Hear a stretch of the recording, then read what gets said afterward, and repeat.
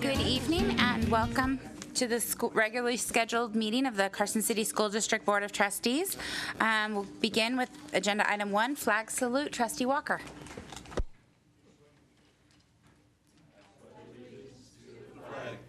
United States of America and to the republic for which it stands, one nation, under God, indivisible, with liberty and justice for all. Thank you. We'll move on to agenda item 2, adoption of the agenda as submitted for possible action. Okay, so I'm going to go with Trustee Cassiopo, and then a second? Ron. Okay, so Swerzik. Okay, do we have any further discussion or public comment? Seeing none, all in favor? Aye. Aye. Motion carries. We'll move on to agenda item 3, superintendent's report for information only. Mr. Stokes. Thank you, Madam President, members of the board. I don't have a lot for you this evening. Just a brief report that the projects that are part of our capital improvements process are moving forward. I look out and see those men standing on the top of Carson Middle and feel very badly for them as they're working in this extreme heat, but we're grateful for the work that they're accomplishing. We hope to be able to have a formal report to the board soon to update you in greater detail on those things. But most of our folks are out of the schools now, and that work is continuing on. We do have some staffing that is continuing, and Dr. Delphin will make that report to you this evening. Thank you, Mr. Stokes. Do we have any further questions? Okay, we'll go ahead and move on to agenda item 4, board reports, board member comments for information only. Trustee Carini, Trustee Cassiopo, Trustee Walker, Trustee Swerzik, Trustee Wilkie. Nope. And I don't have any either. I'm just going to say, though, It was a good meeting. It is July 11th, and we keep saying that August 5th is a long ways away, but it's not that far away, so we do need to finish up the NASB nominations. Okay, we'll go ahead and move on to agenda item 5, association reports for discussion only. Do we have any association reports tonight? Okay, seeing none, we'll go ahead and move on to agenda item 6, public comment for discussion only. And we do have one member of the public to speak that I know of. So comments may be made by the members of the public on any matter within the authority of this board. Please note that public comment will be taken on items marked for possible action before action is taken on such items, and members of the public are encouraged to comment on such items at the time they are being discussed. Although members of the board may respond to questions and discuss issues raised during public comment, no action may be taken on that matter until the matter is placed on the agenda for action at a meeting of the board. In making public comment, speakers are asked to come to the podium, sign in, speak into the microphone, and identify themselves for the record. They are also asked to limit their comments to no more than 3 minutes and to not simply repeat comments made for others. Mr. David Carter. Good evening. David W. Carter, member, State Board of Education, District 2. As I promised before, from time to time I'll be visiting several of my 11 counties that I represent. And tonight I was going to talk about the board agenda that we have this Thursday. I noticed that we are going to be approving on the consent agenda the instruction material from your county, Tonal Harmony Standard Student Edition. Also, we're going to be working on approving something which doesn't affect just your district, but every district.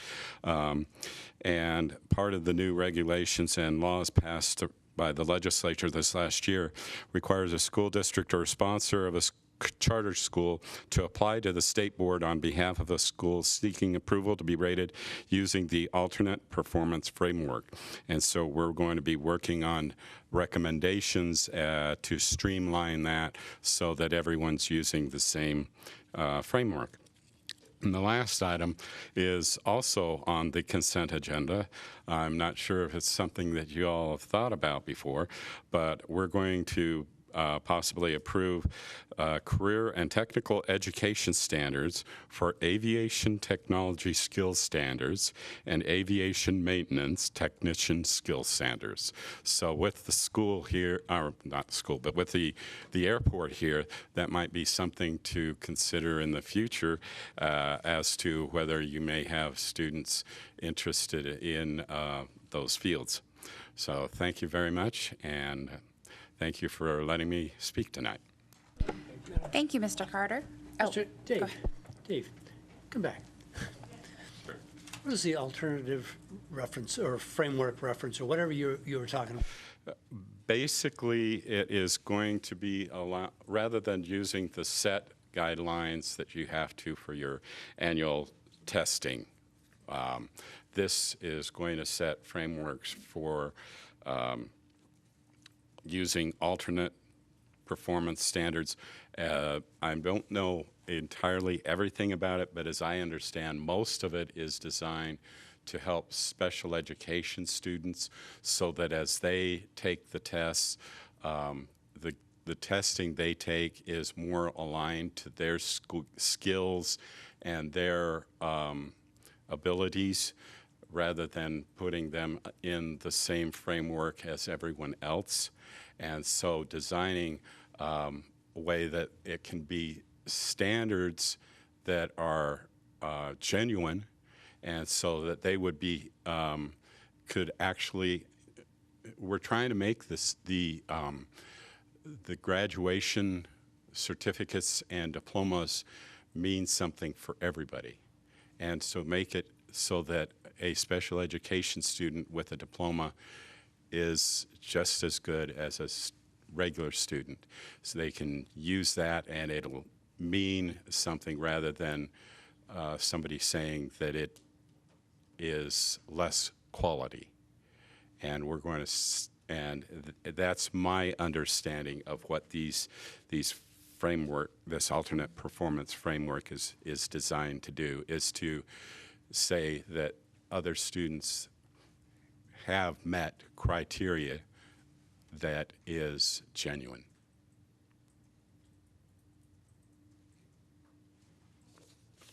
And just, I'm on the Special Ed Advisory Committee, and it allows teams to allow students with IEPs to do a portfolio as opposed to just passing a high-stakes test. So due to limitations some students have, that isn't a reality for them. And so the portfolio option allows them to illustrate what they've learned and know in an alternative route. So, I mean, it's very fair for those students. And like I said, one of the concerns previous to this year as I'm learning as a new member of the board is the fact that there are some states and some companies that have not valued the alternate diploma as much. And so this is trying to give more of a basis, more of a, yes, they have met criteria, and this is a real diploma. It's not just a piece of paper. And to give everyone in this, every student in the state a diploma that means something when they go, whether they stay here, go to college here, go to college somewhere else. Thank you very much. Do we have any other public comment at this time? Okay, seeing none, we'll move on to agenda item 7, informational update and review of operations of the school-based health center in the Carson City School District for the 2016-2017 school year. For discussion only, Mrs. Valerie Dockery and Mrs. Jasmine Martel Perez. For the record, I'm Valerie Dockery, Director of Grants and Special Projects for the Carson City School District, and I'm here with our partners from the health center, and I'm going to let them introduce themselves. Hello, my name is Jasmine Martel Perez, and I'm the practice manager at Nevada Health Centers. And my name is Carrie Randall. I'm a nurse practitioner at the clinic, at the school-based clinic. So, this is always one of my favorite projects to talk about because this really is a true partnership deal that we started several years ago now. And since we have newer members on the board, I thought I would take you through some of that history, and so that you can understand where we were and where we've come. So I'll keep going here. So we do truly have a working partnership between Nevada Health Centers and the Carson City School District. And if you can remember back to Empower Carson City 2017, we had a goal under Communities in Full Partnership, and under Goal 3, Healthy Generations of Carson Students, promoting optimal wellness for all students. And out of that came Objective 3.3, provide access to health care for students by establishing a school-based health center. So we really had a mission when we started this strategic plan to get a health center in place for our students. As you look at the data, as you'll see as we go on, we knew that there was a need. As a former building principal, I knew there was so many children that didn't have a doctor, couldn't get to a doctor, needed a doctor, and that was true at all of the schools in Carson. So this has just been really a win-win for everyone. So as we flash forward here to Empower Carson City 2022, and in my handout I have the date wrong. Thank you, Renee, for correcting me. I had 2020. We have Goal 4, Healthy Generations of Students, promoting optimal wellness again for all students in the new strategic plan. And we have another objective under there. This time, Objective 4.3 is continue to provide access to health care for students via the school-based health center. So it's really nice to see, again, the health center highlighted in the strategic plan as part of something that's really important to our community. And under that, we have Strategy 4.3.1, and I'm going to ask the board for some input here because I just think we need to do a little tweaking to it. Maintain a committee of experts in the field to implement and monitor the progress of, and I am requesting that we change it to of the Carson City School-Based Health Center and take out roadmap for NASBHC. And the reason is because I tried to Google that because I didn't know what it was, and there is no roadmap for that organization. The only thing there is a reference to a similar mapping tool from the School-Based Health Alliance, and that mapping tool is no more than you go on and you put in where you are and a health center pops up, and we don't even pop up on the map. So I'm thinking that we should just say that we want to maintain a committee of experts to implement and monitor the progress, and we have that committee of experts. We have our School-Based Health Center Joint Planning Team. We meet quarterly. The first 2 years of the project, we met monthly because we were getting the project up and running. But now we meet quarterly, and we certainly can expand our representation to involve a board member or two that may want to be there, to involve some community partners beyond our health center partners. So that's something we could do if the board would like to do that.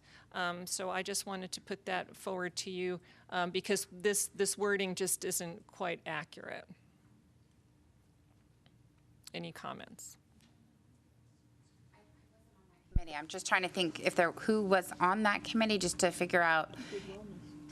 I don't have a problem with it, but maybe if we take it to the next community PLC. Yeah, and just to make sure that whoever was on that committee, if they could explain what they were trying to get at, because I know that at least in the committee I was on, every sentence was very Yes, we're on the same committee. yeah, very very thought out, and every word was agonized over. So that would be my only thought, is to just make sure that whoever chaired that committee could review that. Mr. Stokes. And I can recall that from our first strategic plan, that language exists from there, and I believe that the committee at this refresh time simply said, let's just continue that going, and probably assumed that it was a reference guide on how to monitor. Exactly. And at the time that we wrote the first plan, we didn't even have a group in place. So we can certainly bring that to the next community PLC, to that group, and have them review the language and give it a yay or an nay, if that's what the board would like us to do. Yeah, this is discussion only, so I don't think we can provide instruction or make a change at this point in time. All right, sounds good. Okay. Okay. So moving on. In our schools this year, talked to Sheila Story, our head nurse. The average number of nurse referrals to doctors was 3 per week per school. So that's about 30, right?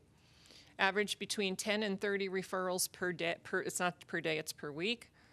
And most of those were for medical, sports, physicals, immunizations, and injuries. So a lot of referrals out there to doctors. Obviously, they don't all end up at the health center, but a lot of students being referred to be seen. So, serving Carson City, the mission of the school-based health center is to serve our children and their families. So if a parent comes in with their children and they need acute care, they have a cold, they can be seen just like their child can be seen.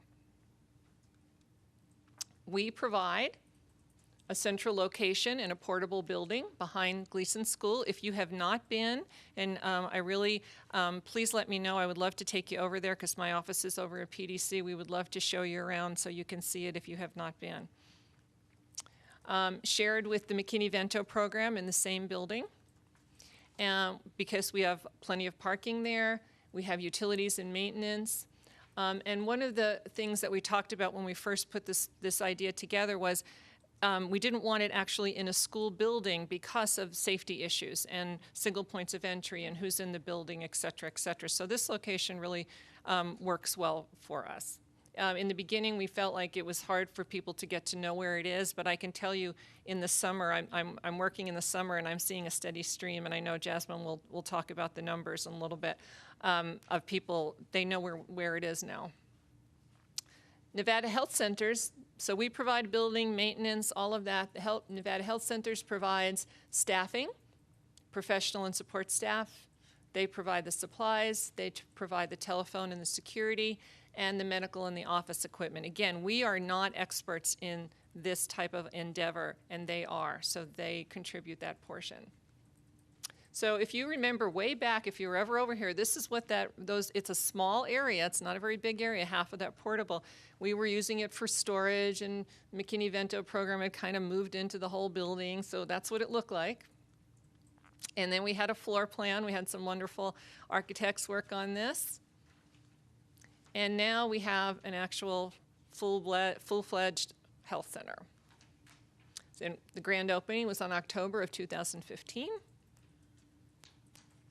And I'm going to turn it over to Jasmine Martel Perez, and she is going to take you through some stats about the health center.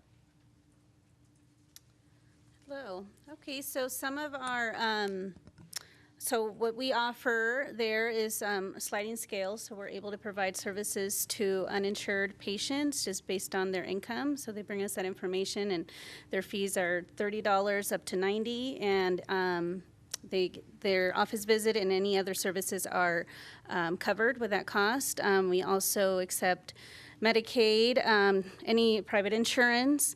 And then one thing that we did that we kind of learned as we went along was we extended the hours. We were previously open from 7 to 4:30, and we just found that it was difficult for some of the parents to bring their kids in after work. So we did extend our hours to 7 to 5:30, and we're open all year round. So one of the things that we did in the waiting room, we have, which is great, it looks really wonderful, so I do encourage you guys to come in and visit. We do have a Spanish-speaking front office staff member, and we offer all information in Spanish and English. And then we do have 2 exam rooms. We have a pediatrician right now, nurse practitioner, and then we do have a RN that comes in. It comes what is needed, and then we do offer physician assistants also come over for coverage purposes. And we have a lab area where we can draw blood, do different tests such as urinalysis, immunizations, so we offer all those services there. And this is something about Carrie, but I will have her kind of go introduce herself and tell you a little bit about herself. I'm Carrie. This is a picture of me doing my job. So I actually started at Nevada Health Centers right when the school-based clinic opened, and I love being there. I love teaching the families. I love having the kids. I like that the nurse can call us and say, "Can we send this person over?" Because can you be seen for this? Is this something that you can deal with? And we've come to learn, like, we just need to see the patient and say, okay, or see the child and say, okay, is this something that we can deal with here, or do we need to send them to an urgent care? And that's been a work in progress. So it is small, and it's not going to be able to satisfy everything, but it definitely does all the physical exams, all of the sports physicals, all the immunizations, a lot of screening stuff that gets missed because no one can find a doctor, no one can get in. They can't get their mom in who has a cough, and everybody has the same cough. So we hit there, and people come in and think, oh my gosh, this is so great. Can I come back here? So for the kids, we say yes, and for the adults, we refer them to Nevada Health Centers. But it's been really great, and people are really excited and thankful that we're there. So, yeah. Any questions? I just have a question on the fees that to us, are small fees. To others, it might be pretty substantial. Do you ever turn anyone away? No. So we work with, set up payment arrangements. If there's homeless, we do have a homeless grant that they fall under. So that's one of our missions, is that regardless of their inability to pay, we're going to treat you, do whatever we can, whether we need to set up payment arrangements or speak to our business office and do whatever we can. We do offer a lot of services, so that is one of the missions that for Nevada Health Centers. So it really does work great for us. And unlike any other provider, we thrive on Medicaid. As any other family practice, they don't necessarily get paid as much as we do because we're a federally qualified health center. So we invite anybody that has Medicaid in. We like that. So that's just the mission that we have. Regardless of your ability to pay or inability, we will treat you. And so this is some of the data. In 2016, the total number served, patients that we served was 1,254. And so far, we've just actually started our new fiscal year, which starts in June. But as of January to May of 2017, we've already seen 628 patients. And, we try to keep it very acute. For the adults, mainly, we want to make sure that for the adults that we treat them for cough, colds, things like that. We don't necessarily want a lot of pain management. We don't want to see those patients there. We refer them over to our practice at Sierra. And they can see an MD. This is really for the kids. This is, we'll treat chronic diseases for the kids, but the adults is just to get them stable and then switch them over to our other practice. And I think we worked really hard. I know Carrie has worked really hard to make sure that we stay that way, so that we don't want just the slots filled up with adults and then have no ability for the children. So we've worked really hard to do that. So those are kind of the diagnoses of what we see there typically. And then I know right now it's going to be back to school, so immunizations. And the first year we had a line out the door, which was great to see, but we had to get all hands help to go out there and help us with just back to school immunization. So that's something that we're getting prepared to do here soon, actually. I just have a question with the Yes. adults that you're seeing. I had heard that several staff members were using it to come in for strep throat. Are you still seeing Yes. Carson City Schools staff? Yeah. Okay. Because that actually is good hours for them, too. Yeah. And so this is our payer mix. As you see, we have a high Medicaid. We have 68% of our payer mix is Medicaid. Very low Medicare because we don't see a lot of adults there. And then private insurance and self-pay. So you get kind of an idea of the type of patients that we see and their income source. So that's all I have. Do you guys have any questions for me? Go ahead. I just want to say, this is a great resource for our community, and so I know I've said this to Valerie many times, but I wanted to say it to you also. So thank you. There's a lot of people that really need these services, and I'm glad we have them in our small city. Well, thank you. No, we've really we've enjoyed, this has been a great partnership, and we really have enjoyed doing this. And I know I can't, Carrie would love to open and be there, 5 days a week, and that is something that, we're looking to do in the future, but it's as much as my baby as it is hers, so we're thankful for the partnership and the opportunity, so thank you. Yeah, I just want to close and formally thank everybody, our district team. Mr. Stokes really led this effort with the strategic plan, and both Mark Cornick and Mark Johnson. This construction never would have happened on time in the amount of time we had without the two of them and without Darren Berger, who was the architect, and also, of course, with this wonderful team from Nevada Health Centers. I mean, I can't say enough about working with this team. They're just wonderful. They respond to any situation quickly. They're going to, Nevada Health Centers will be out at open houses this fall, giving out their information. They're always at all events wherever they're asked to be to provide information and support. And so we really do appreciate that. And they're very responsive. They're really a great help with the PR part of this as well.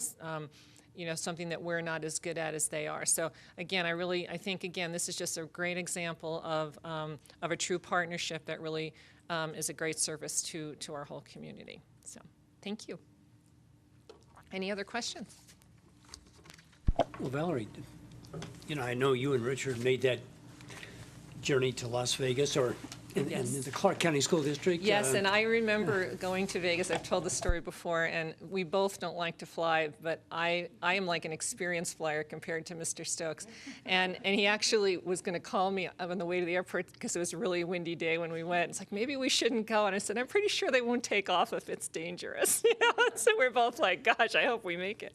And I also forgot to mention that we had a CDBG grant for $46,000 that paid for part of the construction, but it did not pay for the whole cost, which I think was close to 80, and the district did come up with the money for the rest of that. But so we're also grateful to Carson City for that grant to also be able to do this. Thank you. And I just kind of have one more question, just because I'm thinking a lot of times parents that have a pediatrician and they need a same-day appointment, and if those are all booked, sometimes they have to wait till 4:30 to get to the after-hours clinic. But on the Tuesdays and Thursdays that this is available, is there usually a pretty quick turnaround time to do drop-in appointments? Yeah, we really try to not be fully booked, just so that we can allow for walk-ins and any of those type of opportunities that we have, so. I think that's a good way to market it to other parents as well, is that on these days, if you can't get into your regular, you don't have to go to urgent care. Right. Here's another alternative. Yeah, and that's part of the reason why we extended hours, just to make sure that we allow for that. And the nurses, the school nurses are great resources, and they will point parents over there, and as well as our front office staff. And so so they're great about helping parents get to this service who haven't maybe used it before. So they're great resources as well, and great partners. Okay, thank you very much. Oh, go ahead. Just one quick question. As far as the private insurances, do you have a website of what private insurances that you accept, or?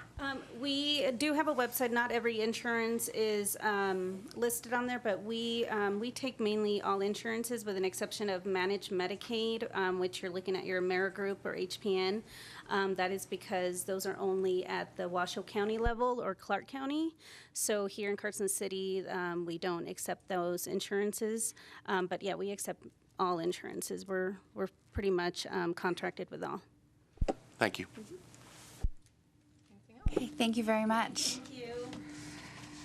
Go ahead and move on to agenda item 8. Discussion and proposed changes to Carson City School District Policy 910, district-wide parent-family engagement, first reading. For discussion only, Mrs. Susan Kima. Susan Kima for the record. The Every Student Succeeds Act of 2015 requires that districts have a parent involvement and family engagement policy. In addition to that, Nevada also has statute that focuses on parent and family engagement, especially not this this current legislative session, but the previous one. There was a lot of work done on parent involvement and family engagement. And that is NRS 392.457. Section 4 requires that the board has an annual review of the district's parent and family engagement policy. And so that is what tonight is about. Once we are done with the review process, since there's changes to the policy and to the reg, on July 25th at the next board meeting during the second reading, if you approve the policy and the reg, then I have a form I must submit to the state that indicates, yes, the Carson City School District has reviewed the policy. Yes, there was changes, and this was the date that the policy was approved by the board.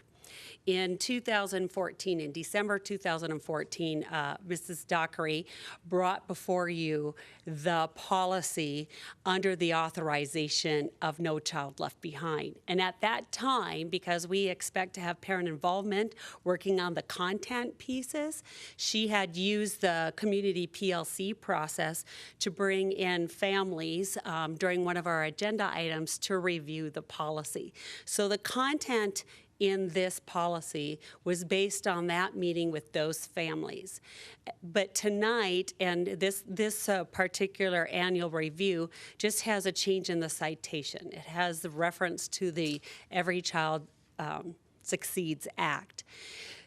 Once the state hands down regulations to us, we will take a look at them and then do the same process with our parents to review the content again at maybe an upcoming community PLC.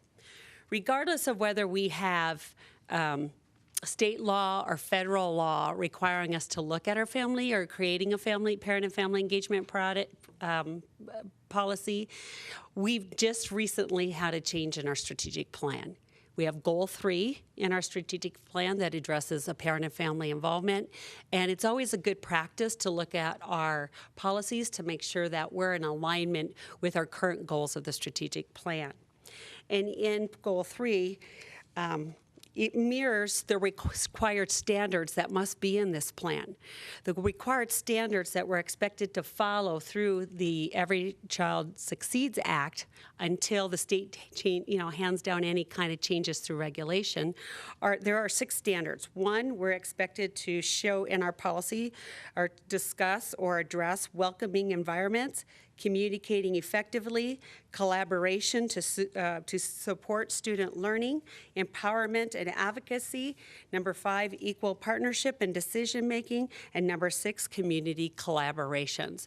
And you should see that here in that is addressed in our policy.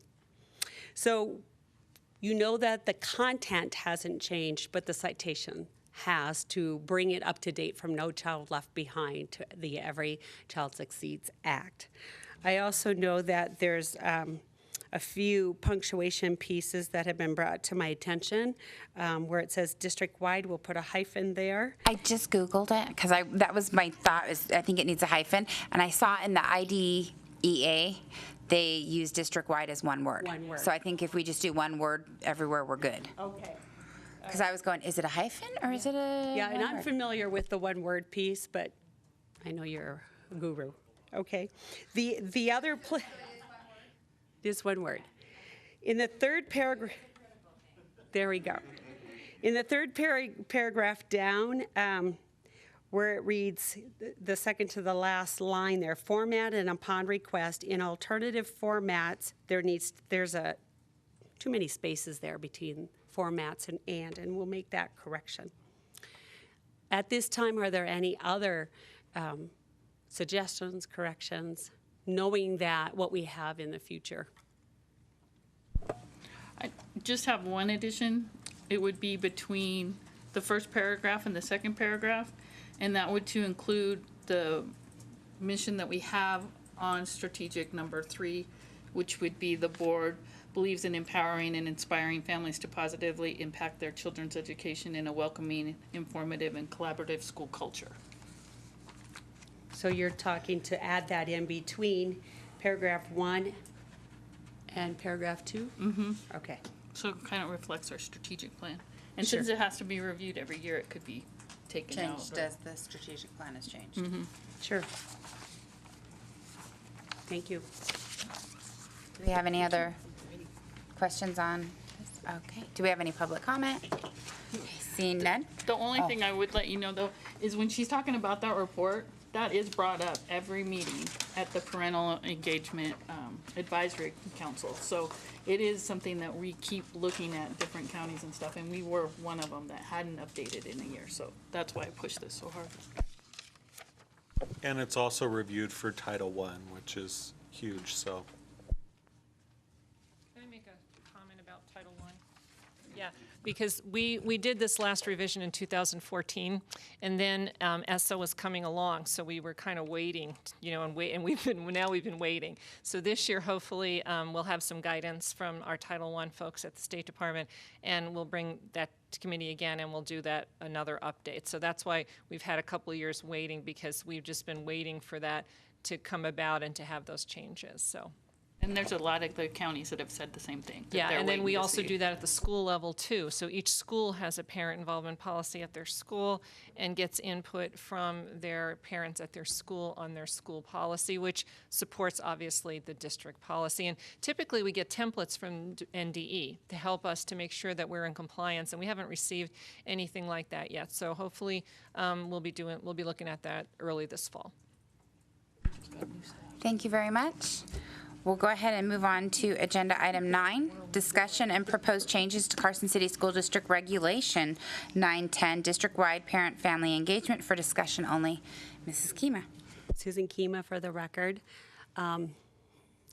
Policy 910 provides additional details to its corresponding policy.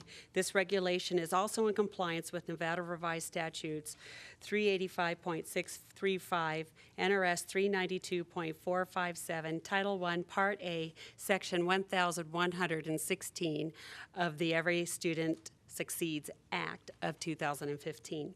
Again, here, content remains the same, but citations have changed since the inception of ESSA. And again, the same discussion that we had in the policy will apply here. Once we receive regulations and guidance from the state, we'll reconvene our parent group and relook at the content within the policy. This policy has been in compliance with our Title I monitoring. Each year when Title I folks come on out and they monitor our title programs, Valerie's make sure that they understand that this has been board approved and they have agreed that it's compliant. And then you received there are a few. Right, there's a few punctuation pieces. Correct. Yes. Mhm, Okay. Corrections, and I have those marked. Okay. And ready to include any other changes for Renee for the next, before we send this out. Just a few questions, and I think it kind of explains it now that Valerie came up about the Title I. But is there a reason that we don't include all the schools? Like, it says the district will involve the parents of and guardians of children served in Title I at the very bottom paragraph on page 1, and the next page on the top, it's the same thing. Do we not expect this of all of our schools, or are we pointing out Title I because of the requirement by Title I? Do you remember? Probably make it all schools, including Title I or something, but Okay. we do have to call out the Title I. Okay, that's my, We could, especially since some of the paragraphs do talk about the funding piece, and so what we could do is we can add a piece that our district expects the support for. you've done that a couple times, so that's what I made the consistency of that. And then on page 3, number 5, it says that we do an annual evaluation. Do we ever see those results? An annual update usually through like the PLC or something like that. We haven't done one for the last couple of years because we've been in this. Haven't had peace. Now we're on our cycle. It'll always be brought before you, so we're in compliance with the state before we start the next school year, so we can make sure that our sites.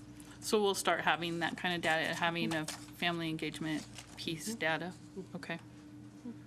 Yeah, family engagement is weaved all through ESSA, in all of the different titles under ESSA, Title I, Title II, Title III, and 21st Century, which is Title IV, as well as now in some of our state grants, coming up with Read by 3 as a parent component. So there's, and with SB 390, which is our EL funding. So we're trying to now weave all of those things together.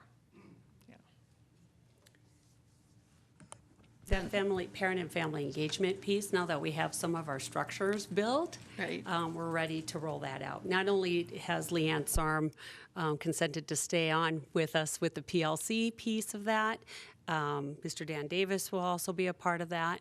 Valerie and I are taking a team of folks up to Washoe to meet with Delisa Crane tomorrow, who's the director of their Parent and Family Engagement Department for Washoe County Schools. So we're able to take a look at what's going on up there. And then the other thing was just some consistency on page 4.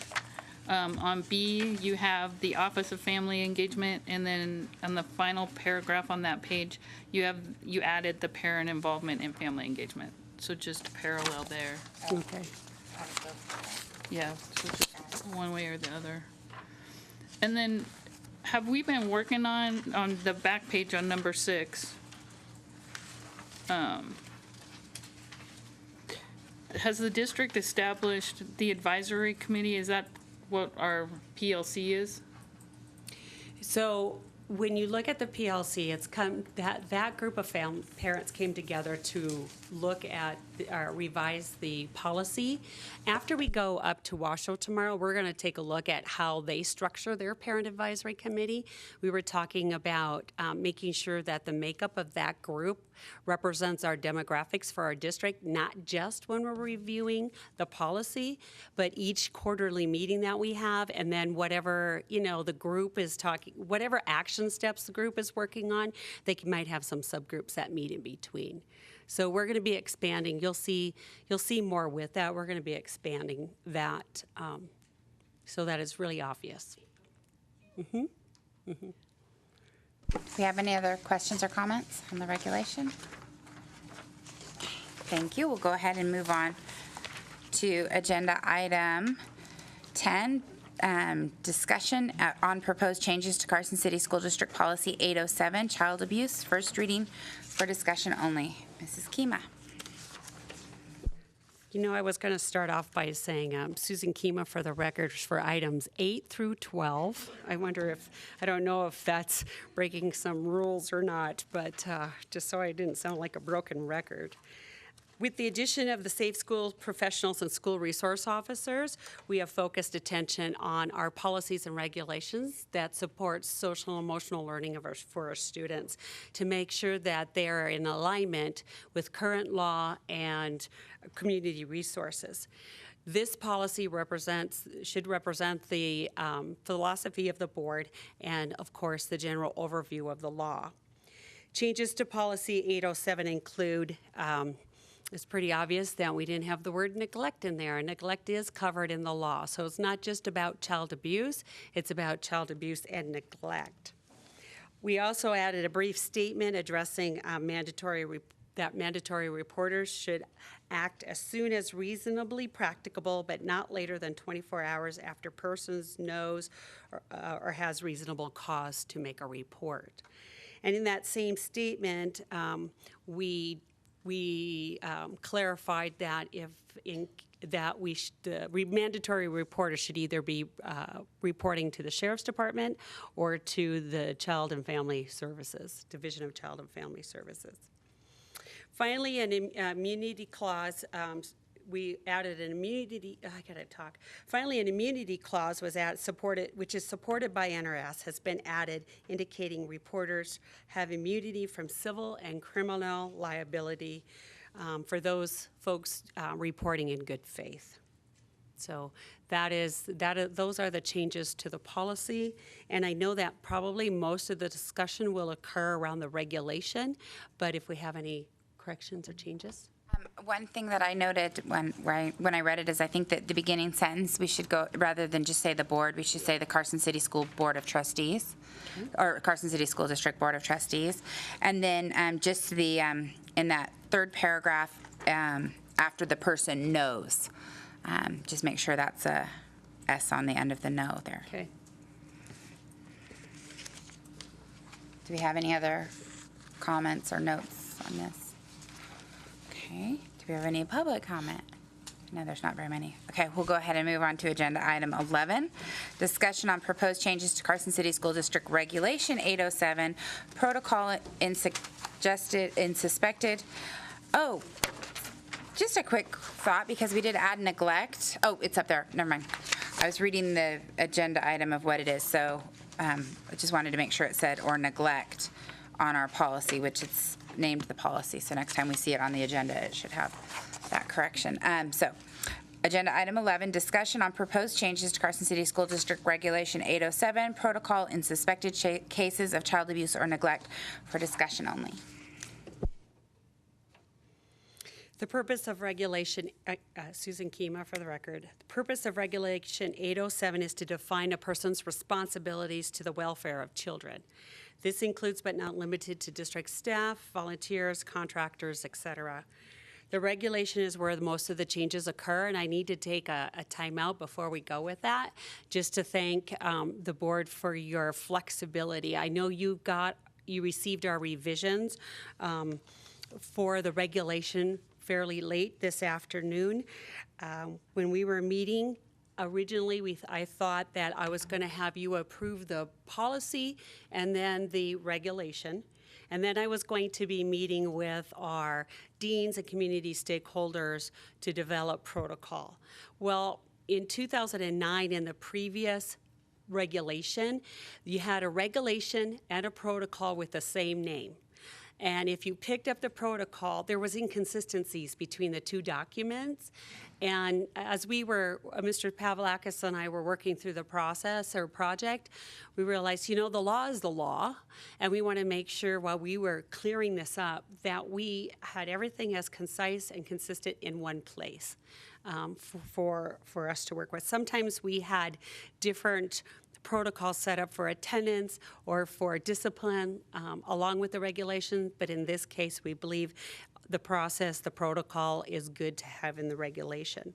Okay, so just a quick question, because it's policy 807, but I noticed the regulation number is changing to 1020. Right. Is that because it's being placed in the all staff? Yes, we're moving, section? that is one of the changes for both the policy and reg. It is, for some reason, it was under operations, which if you look at what else is in there, we're talking about buildings and grounds and other kinds of things like that. This policy, when we started off with it, Ann Alexander, Attorney Ann Alexander and I, when we first started off with this, we needed to make sure that this policy wasn't just about teachers reporting abuse or neglect with children with things that happen at home. That we needed to make sure that the policy was clear enough that this means abuse or neglect of children. It doesn't matter where. It means, if it's, teacher to student or family member, whatever, we needed to make sure it was clear. So by putting it in with the all staff, we want to make sure too, when we're training, that we realize there's a role in this for all of our staff, which you'll see through some of our changes. So I missed that then on the changes to the policy. The policy is actually changing to 1020 as well. Yeah. So, okay, good. Thank you. Did I have it there? And I just want to Yes, we say have that reading through those changes, I thought that they made it much more user-friendly. So changing things like a vehicle and putting in school personnel guidance. You know what I mean? I think that reading through those changes, when I got that email, I thought, this sounds a lot better. So, I just want to say nice job on that. Thank you. Thank you. I think the biggest changes, if you haven't had a chance to look through it, the biggest changes were, one, here again in the regulation, we did add a statement about the 24-hour reporting period.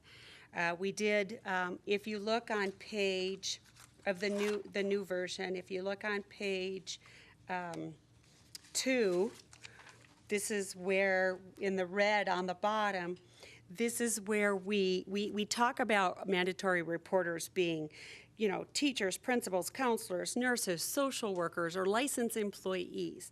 But there's also provisions in NRS 422B.220 that permits but does not require other persons to report incidents of abuse or neglect. And then we added that, so this way other folks, such as the custodian or anybody, can report. And we put a statement of encouragement in there that we expect all district employees to report if they see something that is inappropriate. But also here, we thought it was important to add the immunity clause. We wanted to make sure that if you are going out on a limb to report, that you're in a safety zone from civil and criminal liability. If you look at, let's see here, also, if you look at this page 3 at the top, there's a lot of red there.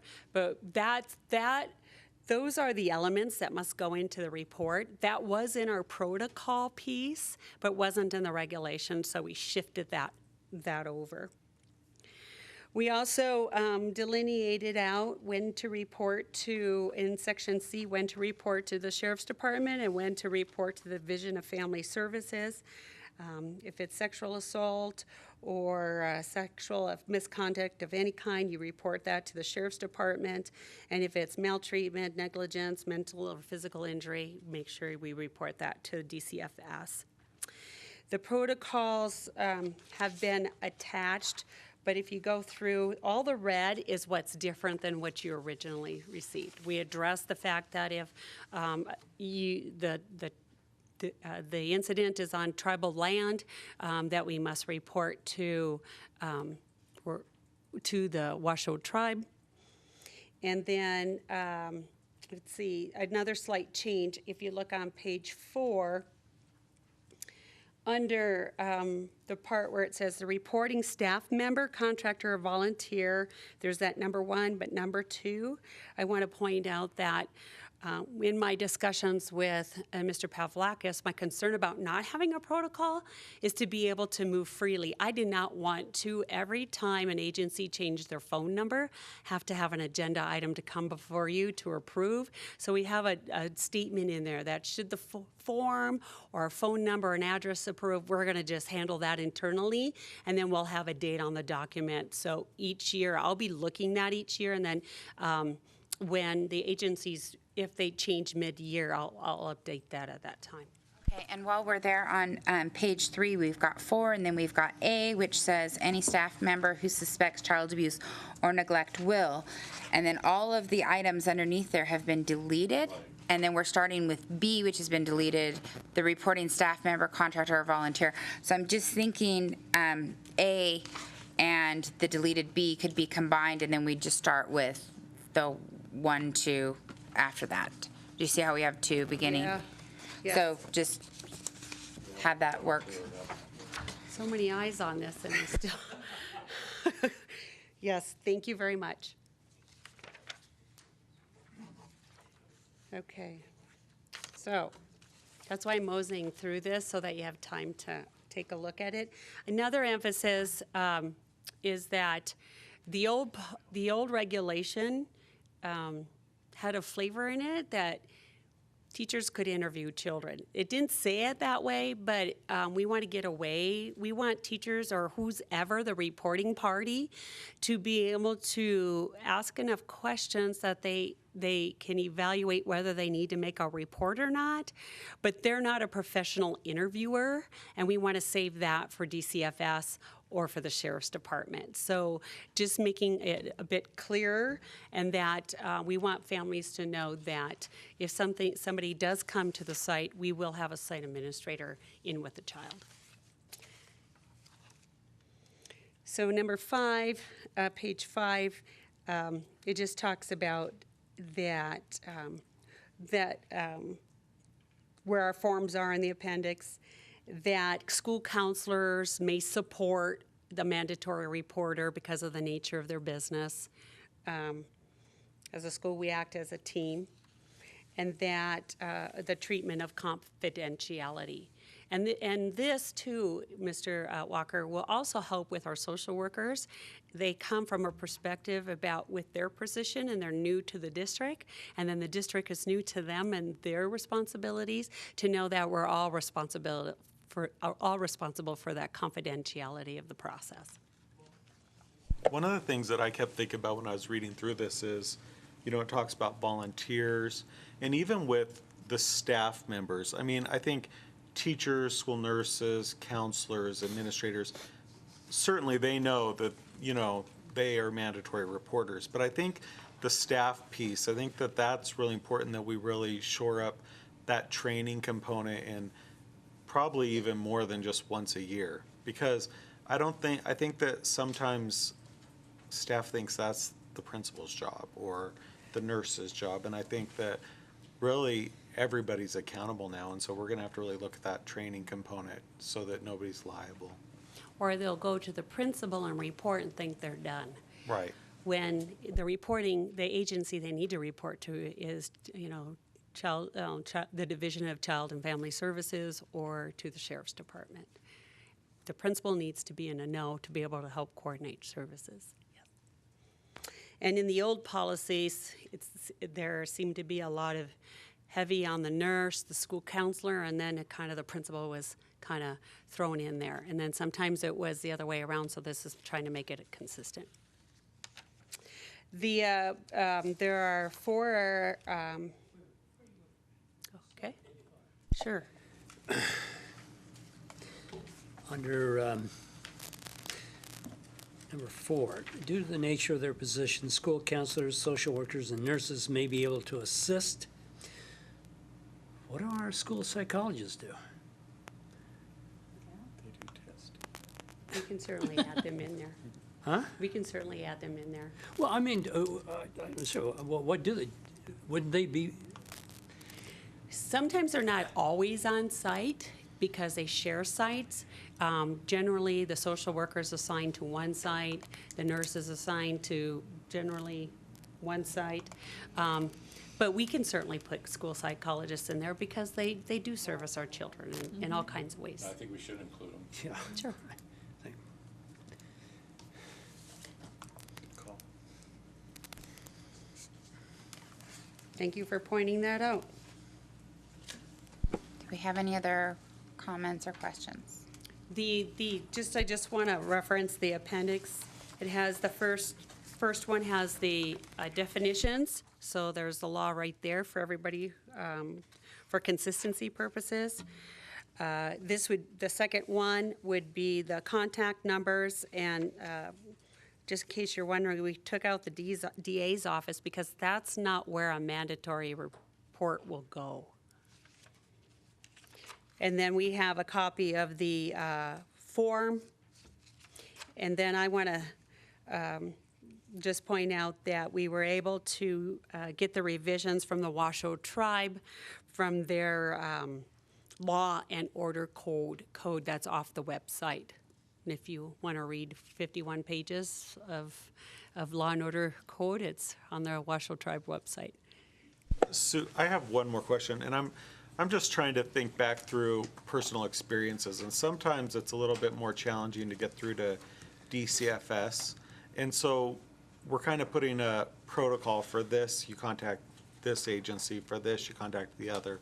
And I'm wondering if we might not want to put a statement in there, if you're unable to reach one, they should contact the other. So it's not kind of like, well, nobody answered the phone at DCFS last night, so I didn't report it. So then, I'm just saying that I'm wondering if we shouldn't put that in there so they know that if they can't reach somebody at agency A and it's the end of the 24 hours, they should call the other one to cover themselves. I think that's a good point. I know that I'm going to look here at Mike because you don't want to. You want to make the error on the side of protecting the child. I also know that there's a lot of work that's been done in here to try to clean up as to what goes where. But I would agree with you and that we could put a statement in there that if you are unable to reach one entity, feel free to go to the other. Somebody in our schools to open themselves up to liability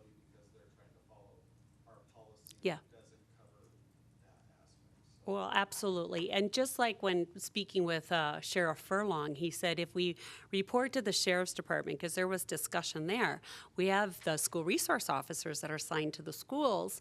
And at first the thinking was, oh, they're representatives of the Sheriff's Department. They're real live deputies, officers. We're going to give our reports to them. But that doesn't cover us 24 hours, 7 days of the week. That does not cover us in that manner. So by keeping the reporting straight to the Sheriff's Department, he also said that the reporter should get the case number. So that way, if something falls through the cracks, we've got the evidence with the case number that we did do the reporting for protection.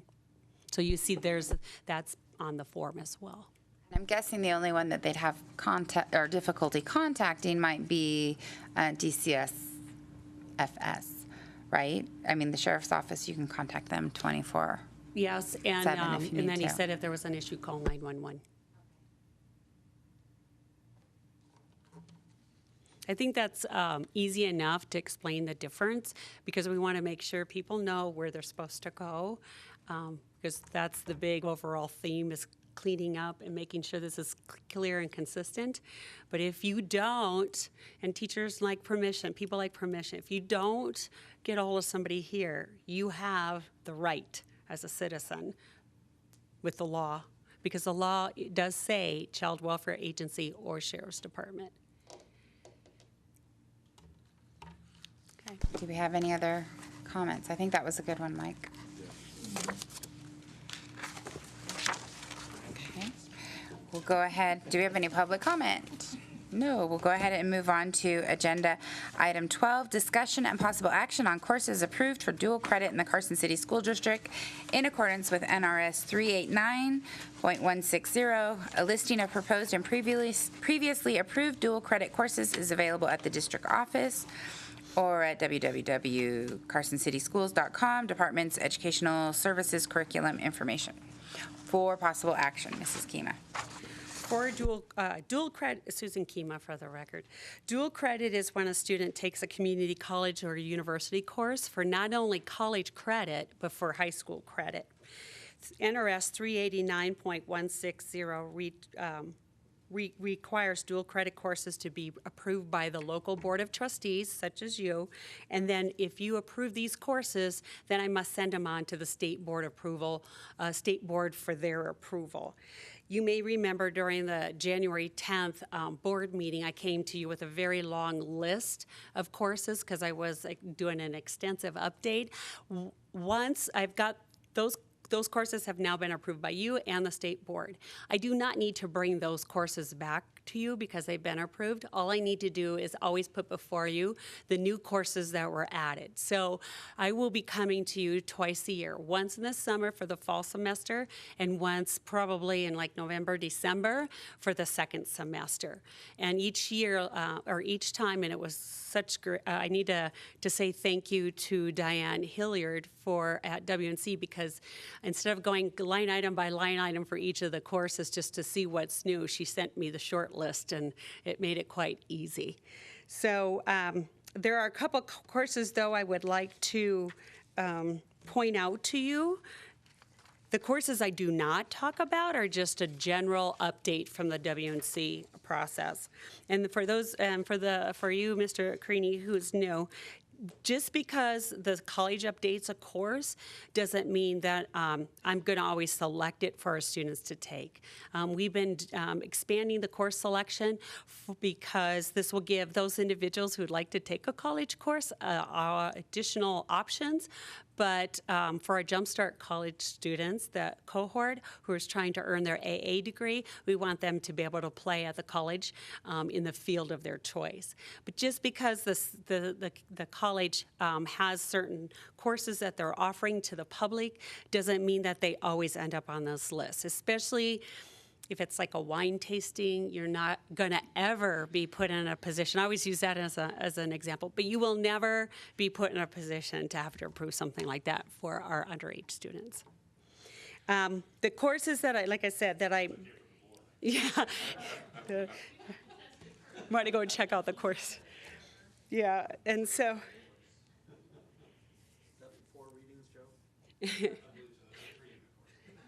The courses I don't talk about, well, I guess, the counseling course, I'm going to talk about them all. The counseling course and the history course and the political science courses are updates from WNC, and the Latin course is too, just so you know, it's the first time they're offering Latin up at the college.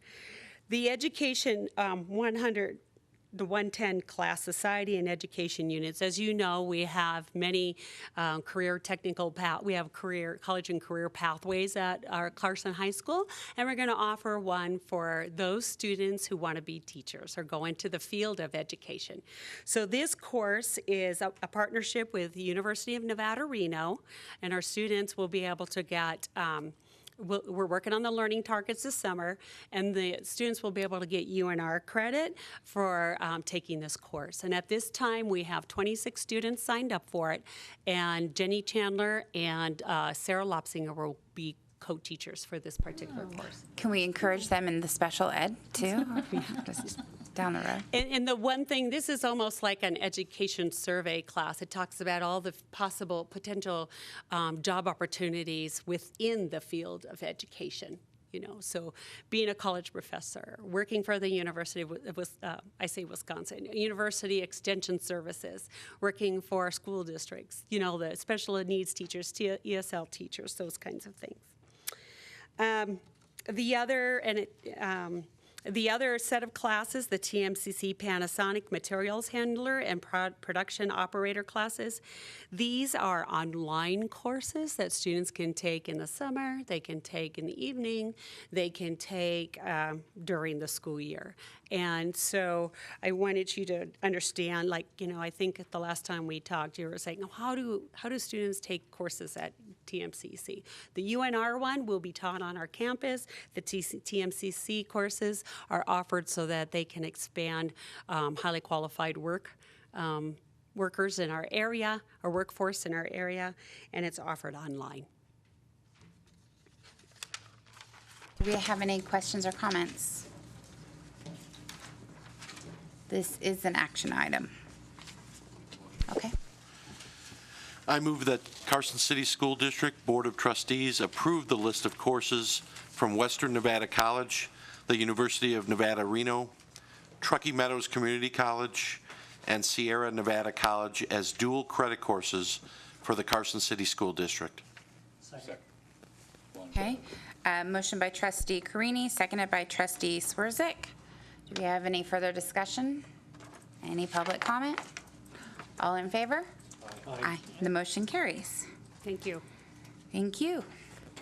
We'll move on to agenda item 13, informational update on staffing for the 2017-2018 school year, including a report on the district's efforts to fill vacant teaching positions with substitute teachers. For discussion only, Dr. Jose Delfin. Hi, Jose Delfin for the record. And I consulted with AJ and decided not to go with his font size tonight. Happy summer, everybody. Had to get that one for AJ. So, how do we do this year? We recruited a lot. So we went to Chico State. F2F means face-to-face. University of Mexico, I sent a couple of principals out there to go for recruitment. And University of Montana, another couple of principals went out there. We went to UNR twice, one for a career fair, which was a general career fair for UNR, and then the teacher one that was in the spring.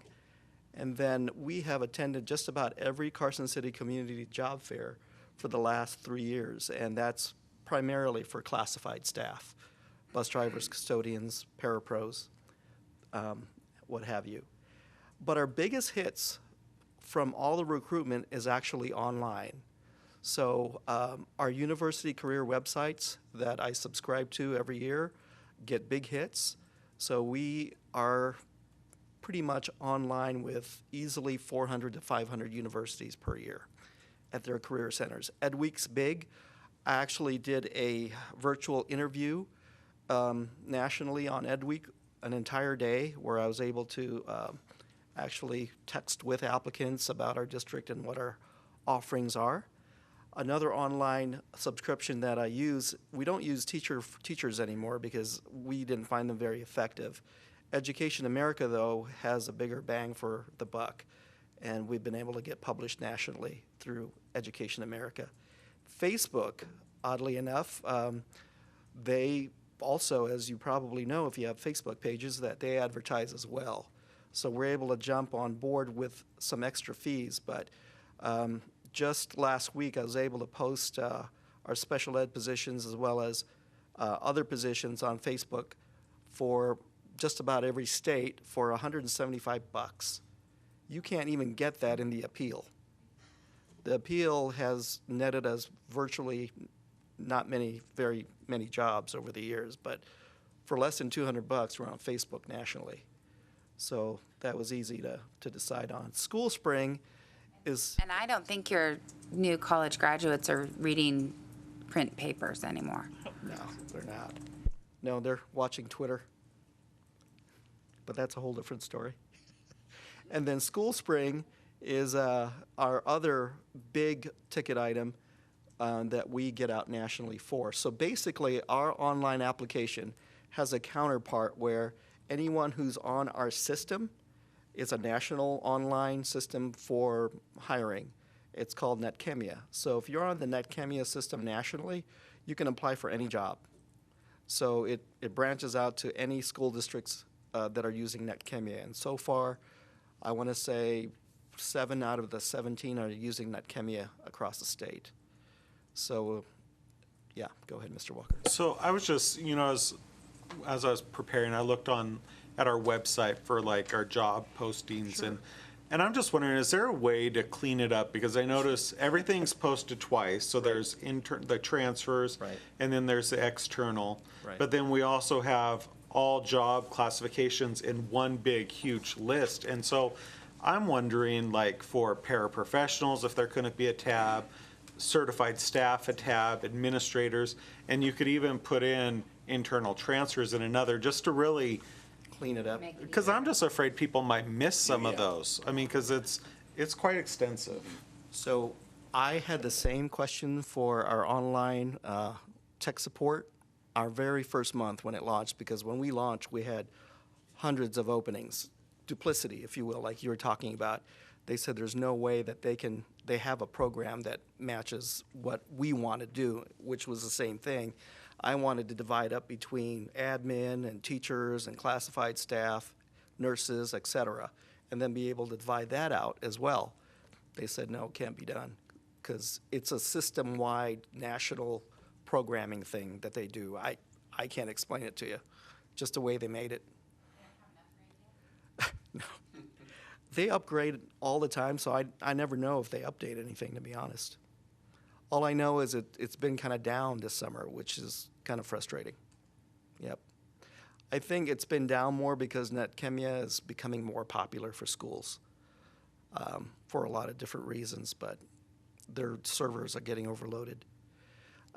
We've also been able to gather folks via Skype or Zoom, and that's synchronous. So, we, as living proof, we Skype Mr. Fueling in Wisconsin, and liked him enough to hire him. So we've done that quite often. And yeah, he looked much taller online. I don't know what happened. I'm zinging him. I got to zing him. Anyway, so we're Zooming. Yeah, sorry, AJ. He's going to come after me tonight. And then student teachers, we definitely are attracting a lot of student teachers from all over, primarily UNR, but we're getting them from just about everywhere. And then this past week, actually last couple of weeks, I interviewed about 4 alternative routes to licensure special ed candidates. And so far, I've been able to hire 3 of them. I'm waiting for the 4th one to get placed. And they're coming out of Sierra Nevada College, as well as a new source, which is National University, coming out of La Jolla, California. So they've been approved as an ARL provider. And then word of mouth has always been our standard as well here in Carson City. And this slide show is basically fresh up to 5:45 tonight. So Mrs. Kima talked about recruiting our own students through UNR partnerships with that new UNR/CCSD course. And that was a lot of fun. I actually took Mrs. Lobsinger to UNR, and we spoke with Dr. Ferreira together, and UNR had partnered up with Sparks High School, and we thought that we could do the same thing. And after Sarah got with Dr. Ferreira, it was like turning a key. It was really pretty easy.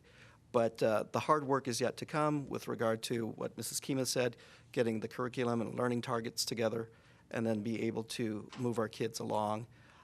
My dream would be that as online education becomes more prominent, that maybe our kids can be classified staff while they're going through school, let's say parapros, or whatever they choose to be at the age of 18 or 19. And then as they move through the education program, either face-to-face or a hybrid online kind of thing, once they earn their degrees, we can hire them pretty quickly.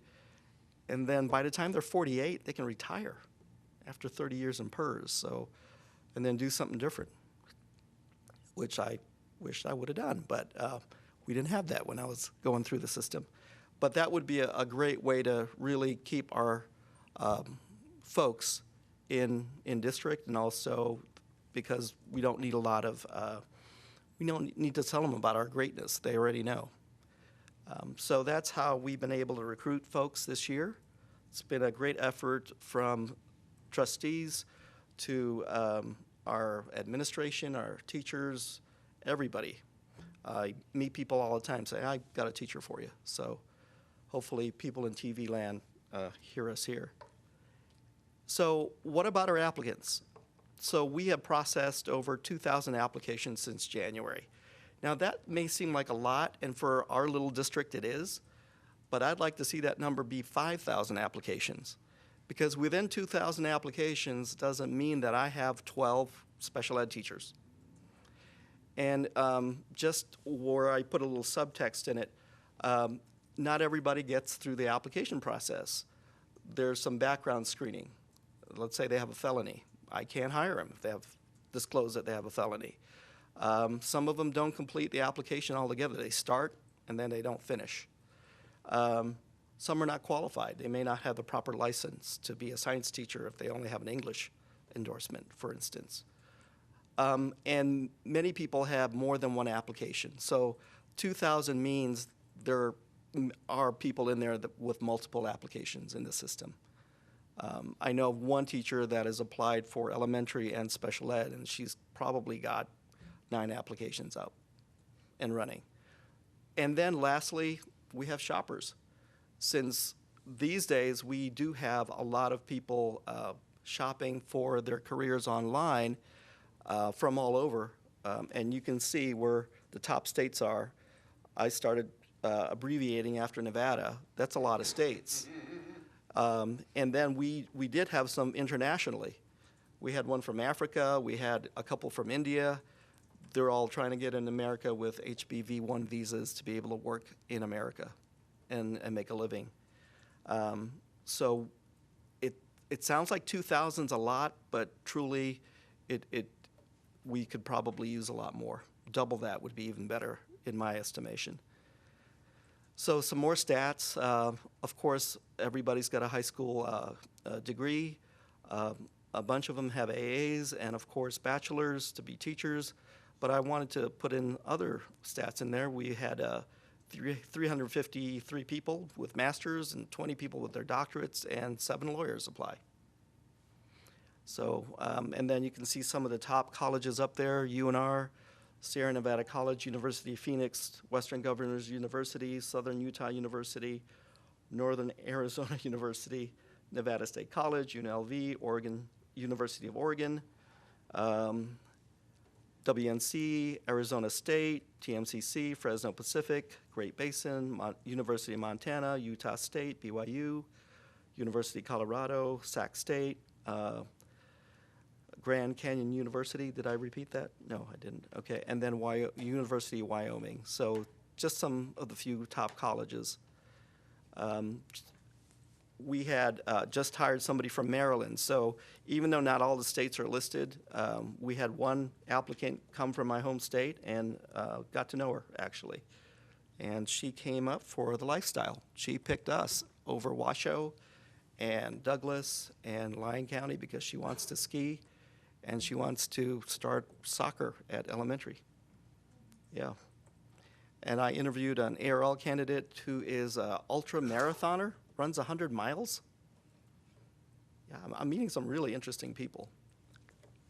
So anyways, a little bit about applicant information. They're coming from everywhere, basically. So in a nutshell, we, as you know, we decide on staffing based on district needs. And we have had a lot of discussion about that this year. In addition, we also have grants like Nevada Ready 21, but we actually started a lot of what I call non-traditional grant streams, starting with the Great Recession with EduJobs and the American Recovery Restoration Act. I'm sure I'm hacking that up. And I remember hiring people mid-year for those kinds of grants. Of course, Race to the Top. So grants have really impacted the way we hire as well. So we, like I said, we hire all year now. And then, of course, there's a balance between the needs of students and with dedicated personnel. And, of course, our budget is a big ticket item as well. As AJ, would you say 85% of our budget is in personnel, or 80? Yeah, about 80%. Okay. And then moving on. So what our current vacancies as of 7/11 today, and hopefully everybody got your Slurpees today. They're free, right? You all lined up? So we have 22 teachers that are currently, we still need. 8 of them are special ed. So about a third, a little over a third, are in special education, and they're not easy. Usually the generalist or the learning disabled teachers are easier to hire, but I need 4 of those. CLS is comprehensive life skills or severe and profound. They're usually self-contained and maybe go out on electives, out in the mainstream.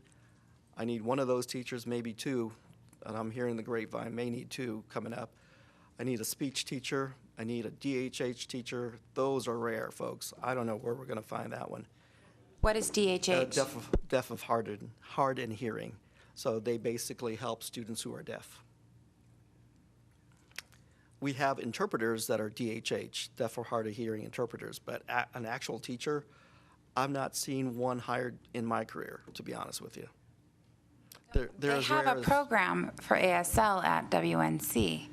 They do, but that's considered a world language. So if you wanted to be an ASL teacher, that would be more of a foreign language. But a DHH or deaf of hard of hearing teacher is someone who's trained in not just different ways to sign or body language, what have you, but they're also able to almost clinically diagnose what's happening with auditory functions. Bless you. So it's a very specific skill set. And in my career, I've only seen a handful, truly.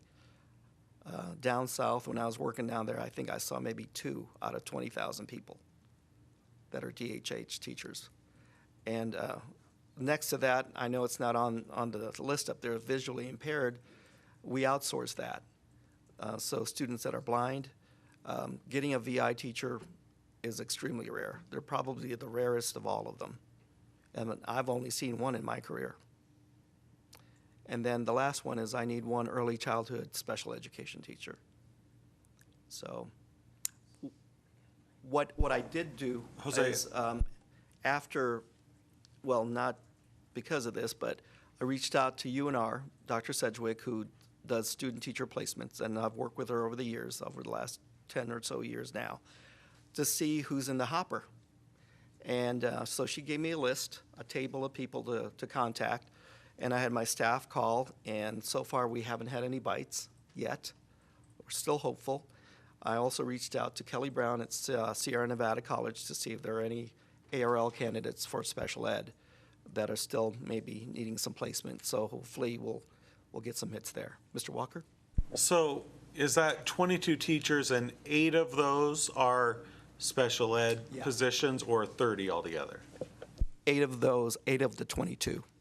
Yep. And then of the 20 classified staff as of today, 10 are special education. And those are our para fours that deal directly with special education students, some of the higher need ones. And of course, we need to, well, we can't really replace Janice. Nobody can replace her, but we need an IT director. So we're hoping to interview somebody in the next couple of weeks. And then I need a nurse for Empire. So that's what our current vacancies look like. Just to break it down with regard to critical need, because we've had that on board items before. So I need between 8 and 9 SPED, 1 math, 1 science, 2 English teachers, 1 ESL teacher, and 4 elementary ed teachers. So luckily, hopefully, we'll get some retirees out of that, but right now, the only retiree I have coming back is out of special education. So our current staff numbers as of this week, we have 482 teachers, 370 classified staff, 26 school administrators, 16 DO administrators, and 11 nurses. So we're at 905. So one of the items that was asked is, what does it look like for long-term subs? Well, I'm going to do my best, but it's a very rough projection here. So compared to last year, we're doing a lot better in elementary. We had a lot more vacancies across our elementary schools. So I think because we got out early this year and we started getting aggressive after Christmas, we were able to scoop some up. But again, those critical needs shortages, the ones that I just talked about, they're going to continue to be a challenge. I have to insert that grant funding is unreliable and untimely. That impacts how we're able to hire. So, you know, we just never know when we're going to get a stream of money that is rumored to be passing through the ledge, and then when it actually occurs and when we can finally actually hire. And that doesn't usually go with our school year. A lot of our grants are being approved and delivered this summer and into the fall, which creates havoc, to be quite honest. So, you know, what I'm doing is just trying to staff for what we have and not worrying about grants so much, because we got to get, my preference would be having a teacher, not a long-term sub. And so that's the goal. What's tough about the summer is that our pool of applicants, if I showed you a graph, our busiest season is April, May, June, and then we hit a sharp cliff in July and August. And there are very little or few applicants in the hopper at all, because by that time, everybody's gotten scooped up. People are moving all over the country. They're planning U-Hauls, you know, families coming out to help them and all that good stuff. So we've got folks coming from North Carolina, Maryland, Pennsylvania, South Dakota, North Dakota. So people are going back to Wisconsin, back and forth. I know I'm picking on AJ a lot. So there's lots of moving and shaking going on. And then, of course, we're still in a national teacher shortage. We're not alone in this. So we may need to fill some long-term subs depending on where they're going to be. I would guesstimate it's going to be easily in special ed. Now, one thing that may be of help, let me see if I can log in here real quick. I attended a phone conference this week from the Nevada Department of Education, and one of the deputy superintendents was talking about hopefully having some incentive money for special education teachers under SB 544. I don't know what that looks like yet. Mr. Walker, you might know before I do. But I think the state's trying to find a way to incentivize some of these hard-to-fill positions in some fashion or form. I know they've had the new teacher incentive out there if you work at a Title I school. And years past, if you were a special education teacher, you had a 1/5 retirement credit and money as well. So I think we will continue to have to find ways, which is my last bullet point, to incentivize hiring and retaining hard-to-fill positions like special ed. And we're entering bargaining this year, so maybe there's a way that we can do that. But I know when I go out and recruit face-to-face at different universities, Texas easily offers $10,000 extra to be a sped teacher, easily, 20 in some districts. So teachers are making, if you're seasoned, easily close to $100,000 if you're a sped or a math or a science teacher in some of these states, because they just can't hold on to them. So money is becoming the way that folks are shopping, to be honest with you. And our most mobile staff that I can say without any doubt is our special education staff. They can afford to shop. They know they have job security, so there are math teachers and our science teachers. They can pretty much pick out any school district they want to work in. They're that hard to find.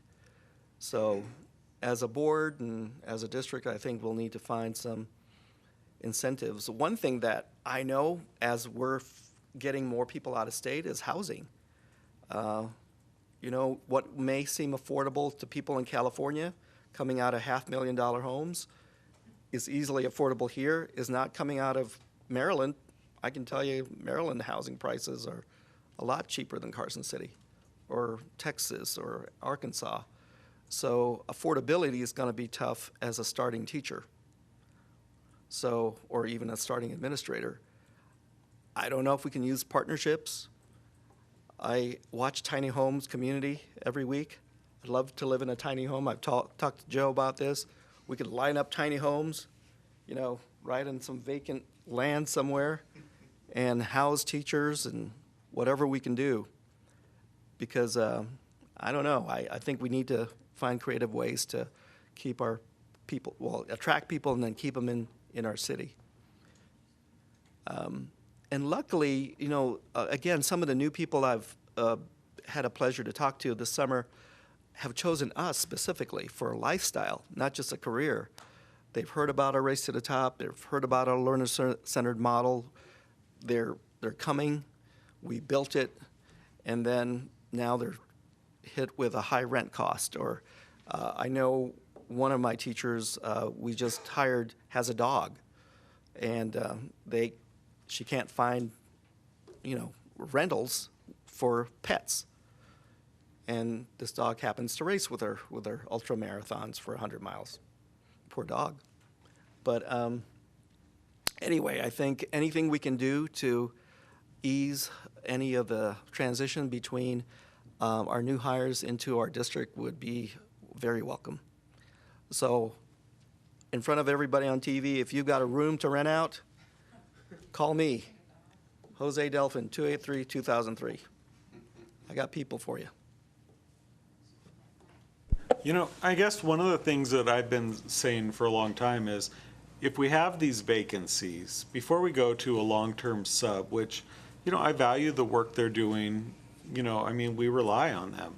But we also have a big pool of top-notch teachers as instructional coaches. And I think that one of the things we're going to have to start looking at is if we can't fill these vacancies, sharing duties and maybe paring down and looking at some assignments where we can, because these kids deserve a teacher.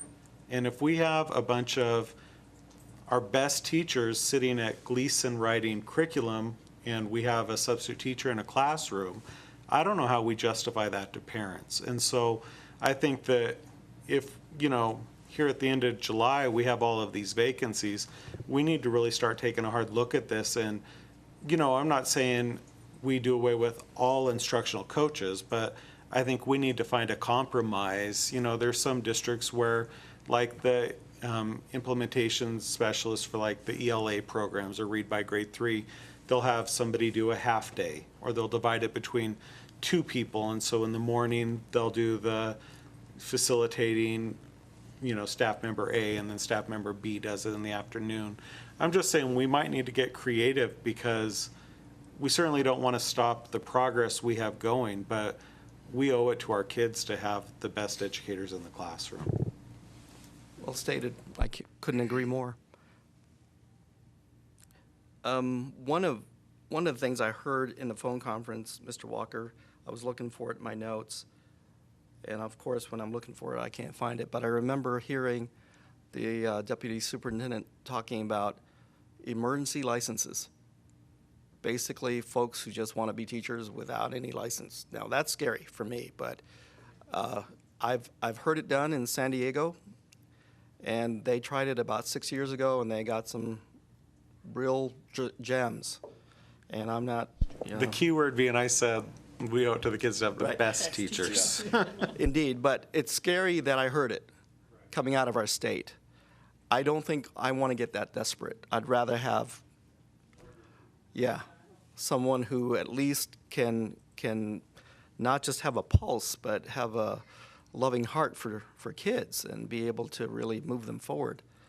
So I don't know. I think we're in some strange times with regard to the shortage of teachers. And it'd be great to see at Carson High that we have 100 students going out for the teaching courses in the next few years. So a lot of pressure on Mrs. Lobsinger and Mrs. Chandler to really grow that program. But I think it's worthwhile. We got to take a stab at it somewhere. Do we have any other questions? Comments? Thank you, Dr. Delphin. Sure. Do we have any public comment on this? Okay, we'll go ahead and move on to agenda item 14, discussion and possible action to determine whether to have a board retreat, including potential agenda topics, possible location, and expected outcomes for possible action. So this came up a couple board meetings ago where we talked about the need for a board retreat and possible training. So I just would like to get what specific training are we after? What's the goal of what we would do if we had a board retreat? And any thoughts? And I will note that there is a NASB training on August 5th that everyone could sign up for and attend, and that would provide some training as well. Any ideas? Information about that? I haven't seen information about that. I haven't seen the registration for that either. We have not. If Renee hasn't seen it, it hasn't come out yet. Do we know what kind of training it is? I haven't seen that yet either. We'll find out and email you. Okay, so what type of agenda topics would the board be interested in having at a board retreat? What kind of goals? I'm thinking our goals pretty much tie in with our strategic plan, which we just refreshed. So I'm not sure what type of goals we'd have different than that. Is it necessary? Is this, go ahead. One of the things I'm thinking about as you talk about our strategic goals, when we go to those meetings, I've only been with one other person once. Joe and I at the last one were sitting at the same table. So, you know what I mean? I don't think we often have a chance to really share with each other what those different components mean to us or what our visions might be to kind of go along with the public as well. And so, I mean, if we're going to do something like that, I think a discussion, because I think like Ron has a lot of insight into, the CTE aspects that honestly the two of us haven't sat down and, shared his expertise. So, I mean, I think that could be beneficial. So a discussion on CTE goals? I'm trying to Just a narrow. strategic plan. Okay. Discussion on strategic plan, okay. Any other? At a couple of the national ones I've gone to, have had a couple presentations, and so there's a really good one from Kansas from last year that I can send you guys a presentation. But what they did with their board workshop was to look at what best practices we were doing in the district and what's working, discussing boardmanship and team building, and discussing current board culture and areas of focus of going forward, which would still tie in a lot with the strategic plan, but it also will kind of, we need to figure out what an effective governance system that we want to have from here and how that impacts our student success. And I have a couple of those presentations that show what different states have done and how they've done them. And then a board evaluation, because we evaluate the superintendent, but we never really evaluate us as far as our individual attitudes of how we feel that we're learning and achieving, the student's primary focus. But there's a whole bunch of different ideas. If that's something that we want to go to, I can send the different presentations to each board member, and you guys can pick at them and see if there's something you guys want to discuss out of those. Okay, let's, as a board, we're here for student achievement and success.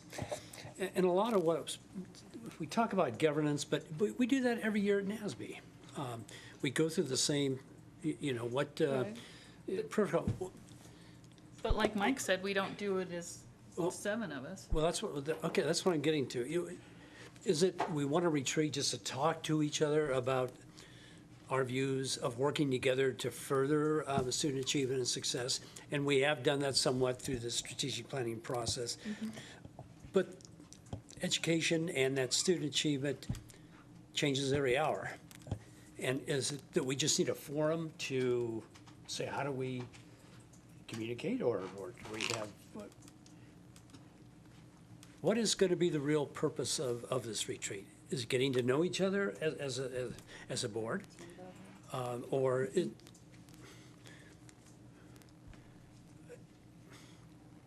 well, I guess who's requesting the retreat, maybe that individual could kind of speak to what their vision is. Yeah, well, I've brought it up before.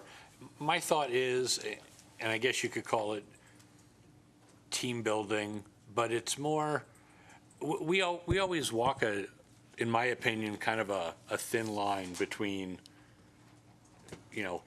policy and operations. And we've had ample discussions in open forum here where we're happy or not, usually not happy about something. And we tend to, even though you try not to, each of us do it differently, we tend to interject how the operations of the district maybe should be adjusted to make it happen. And I think having, one of those things is really talking about that fine line. What's within our purview, what isn't? And if it's something that we want to promote that's outside of it, how do we go about doing that in an effective manner? I think it's one of the things I think we should do. what's the setting for a retreat, though? I mean, is it, we'll go to our legal counsel, I mean, anyone can show up, can't they? So if we announce that we're gonna have a retreat, say here, we can still have the public come in and give us can we do that in a regular workshop setting at for a board meeting? What is it?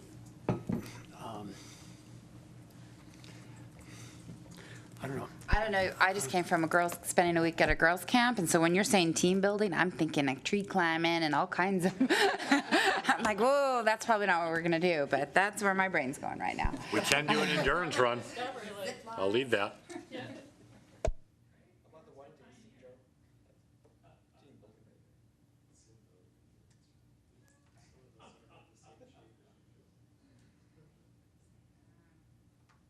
For me, it isn't a necessity.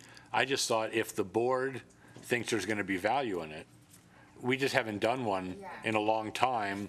We're really limited in what we can do here and what we can talk about here. And it's also, part of it is also just, if we're going to do it, it's a what's on your mind kind of thing. It's a little more free form, free flowing, and get some ideas on the table about what people want to see, what they want to do, and then we can talk about why we disagree or why we agree and how we go about doing it. And again, I don't personally, I've been on the board long enough now to where I feel fairly comfortable, but people are, I look at Trustee Carini, he's brand new, he may benefit from some of this, and maybe catch up a bit quicker than I was able to catch up. And I'm just gonna refer to Mr. Pavlakis. If we do have a board retreat that is open to the public, would we still then have to follow an agenda? So it still wouldn't be quite as unstructured. Is that correct? Yeah, you'd still have to have an agenda. The public would be invited to attend. As Trustee Cassiopo was talking, I was trying to figure out, okay, how would we capture what he's trying to accomplish in an agenda item, but I think we can. I think the decision for the board tonight is, do you want to have a meeting where the purpose is team building and perhaps a little bit of education and talking about what your different goals and objectives are, and what would the format of that be? Would that be at a different location? Would it be at a different date and time? But those are all things that you could discuss, and that's the purpose of tonight's agenda item. Does anyone have any requests for a location, a time, specific agenda items? I mean, I think a lot of what the governance, even the board evaluation, and the best practices, boardsmanship, all of those things I have learned at NASB, and even though I've gone through some of the classes a couple of times, I've learned more each time. So I would encourage all board members to attend the NASB trainings and attend the conference, especially because NASB is now going to be teaching the classes that are required by the new law requiring training for board members. So I think that type of training could be easily completed there. So if it's specific to our team building or a specific board evaluation, I think if we have a draft of a board evaluation, maybe it would be, 2 board members review one of, a board evaluation proceeding, and then we discuss it as an agenda item. I don't know. Mike? I mean, I would just request that if we do this, that it's very structured. I mean, sometimes these types of meetings can really, really drag on, and you know what I mean? And I know we're all really busy, and so it's time well spent if we have it organized and structured, but I'd just like to put that out there. And to be honest, I'm not feeling terribly structured right now. I'm not sure where this is going or if there's any specific real things. So that makes me hesitate to schedule something when we don't really know what we're going to be doing with it. Well, just what Joe said, and I'll put it, this policy administrative dichotomy of what are our roles? We're policymakers. And when do we cross that line? And we can, I don't know if we need a retreat. We can talk about this openly here. As far as, to me anyway, but maybe not. Maybe we need to get someplace where it's a little more informal, but I think it's clear to me, but it may not be clear to somebody else.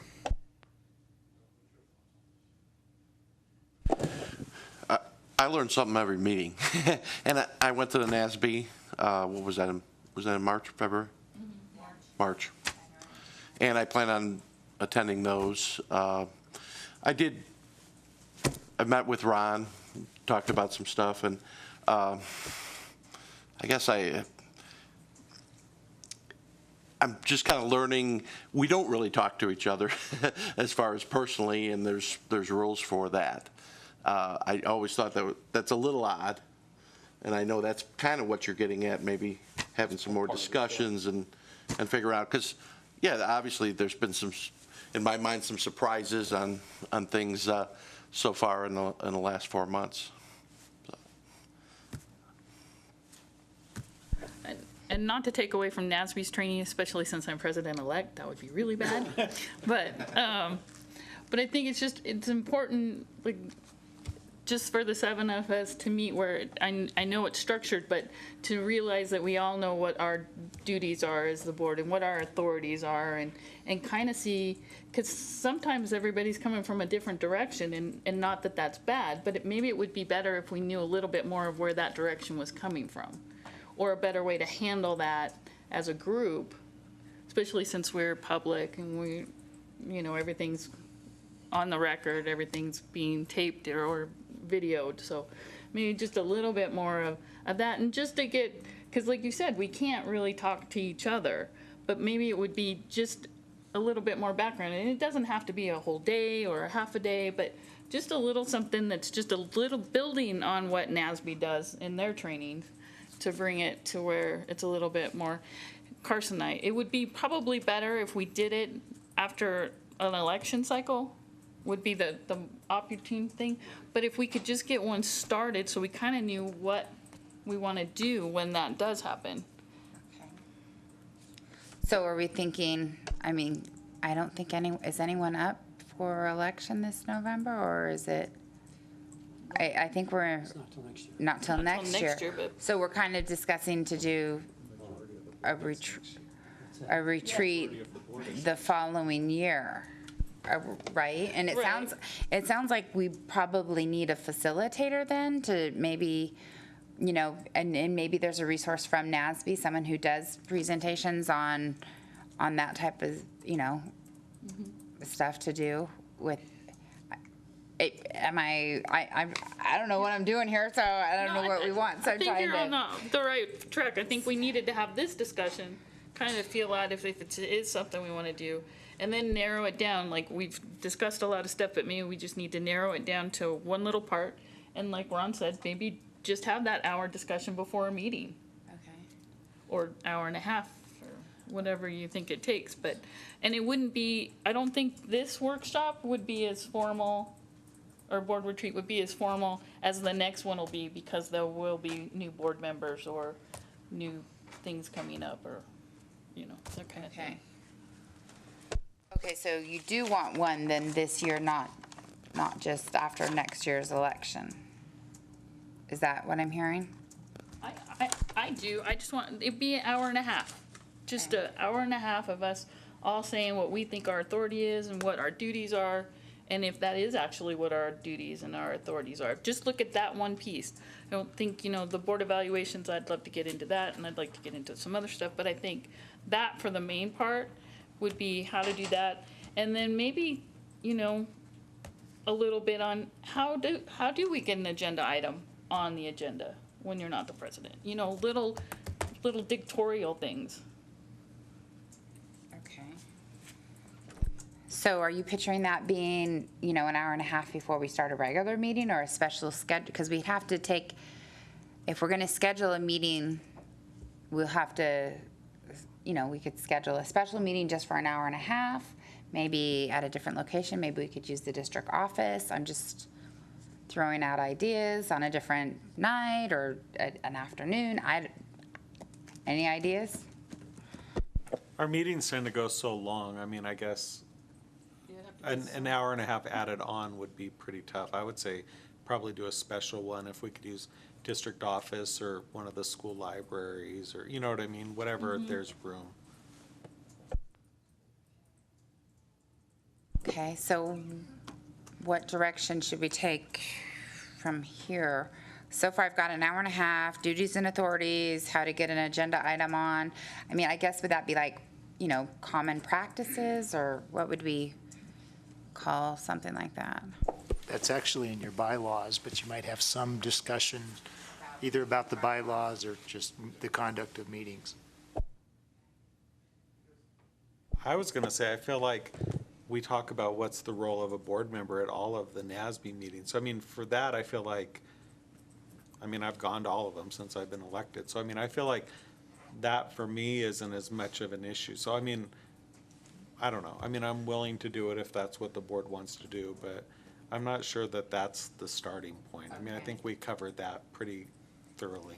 Well, and I think, how to get an agenda item on that, I don't know that we need an hour and a half to talk about that. Future agenda items, we've got all that, but. So maybe once to go over the bylaw and make sure that the bylaw. We just reviewed the bylaw code of conduct and there was no comments. Right, but the other bylaws in there, we have the RO60, it says that we have one meeting a month on Tuesdays, the first Tuesday of the month. And then it says, if need be, we get the fourth Tuesday. So I don't know if that's, been updated. And I'd like to add something maybe it's more of a bylaw discussion then.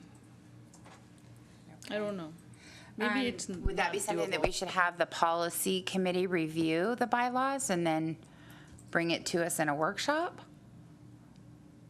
I'm punting. I don't know. I think you could do that.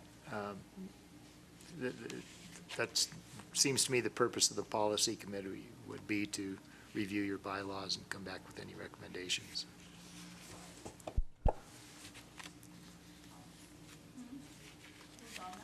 Who's on the policy committee? Laurel and Ryan from the board. Am I still on that, or did we think? Okay, I'm still on that one. Yeah, I think so. Okay. I know we changed some, and we haven't done that lately. Okay. Is there other staff on that, or is it just the two board members? I've been sitting in when we've had something to talk about, something to consider. I'm trying to understand too, is there a desire for some sort of social event that allows for interaction? Obviously, there would still need to be an agenda that's posted and established, but I mean, I know even after these meetings, no matter how long they go, there are 4 or 5 board members who hang around for another half hour to visit. So maybe that's a direction that you want to consider. And I've never really seen it done, but I think as long as you follow the open meeting rules and don't have formal deliberations, I think you'd be okay. I just hesitate doing a social event that would be us spending district money for, or, having district staff have to come to it when it's, that just, to me, that's unbecoming. Yeah, my thought isn't a social event. I mean, we can, in groups of 3, we can get together and have social events. But, again, I just want to make sure as a board we're comfortable as we go forward, because we're going to talk about test scores. We're going to talk about things that are coming up. And we all know that at times, sometimes they get a little heated. And I sit back and listen. And a lot of times I think we're a little too far to one side or another, and we're not operating well. And I don't want to be rude, but I don't want to lean towards what our neighbors to the north tend to get themselves into. I want to make sure we have a good board. I think we're in a controllable size district, but I want to make sure we're operating such that everybody understands how they're marching forward and how you do it as a group, and also how you interject your own personal opinions and beliefs while still staying in the purview of policy and not jumping into operations. And I think we struggle there. Now, if I'm sensing most people don't want to have, don't want to do this, and I'm okay with that, but I just want to make sure we find a way to make sure we're in a good spot. I don't have a problem with doing it. I just don't want to do it and have it not be productive and have it, I want to make sure we know what we're doing with it, because otherwise we have other things we can be doing. Staff has other things they could be doing too. And I was just going to suggest perhaps Stacy and Joe could kind of work a proposal out, and then we have a vision of exactly what it means, because I think like for the most of us, it's pretty nebulous right now exactly what's going to happen, where it's going to be. And so I think with the proposal, it's a lot easier to support and then provide additional ideas for. Okay.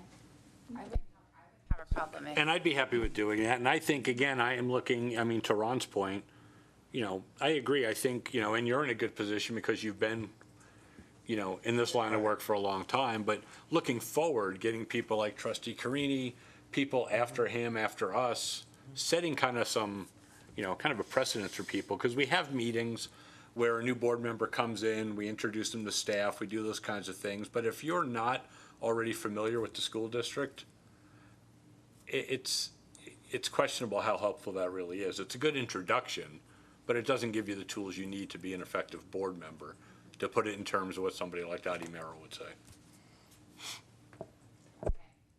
So I guess now where we're at is that Stacy and Joe will come up with a proposed agenda for a retreat.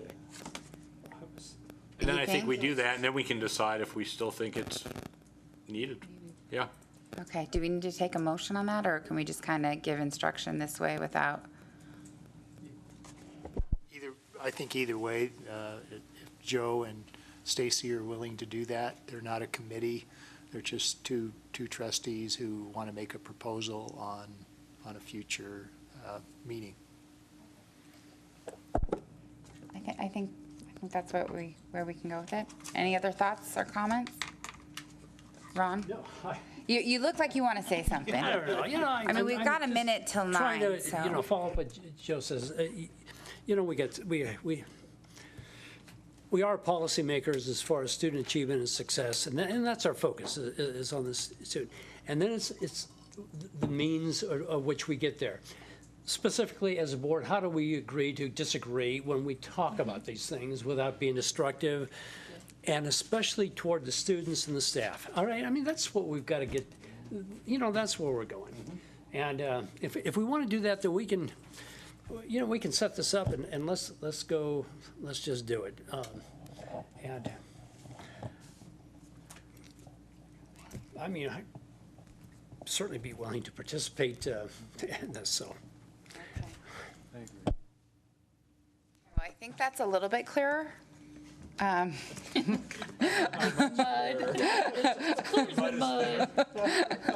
Still there, but maybe if we get some, come up with if you two can come up with a few top items for Just discussion. include that then, as part of that, then the policy administrative dichotomy, we can have 3 agenda items and take off and get down to how do we address this as a board. Yeah, I think it would be.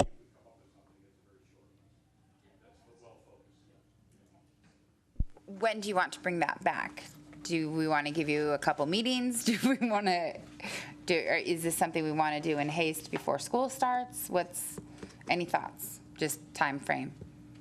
I don't have an immediate need to do it, but at the same time, I think you and I should meet sooner rather than later.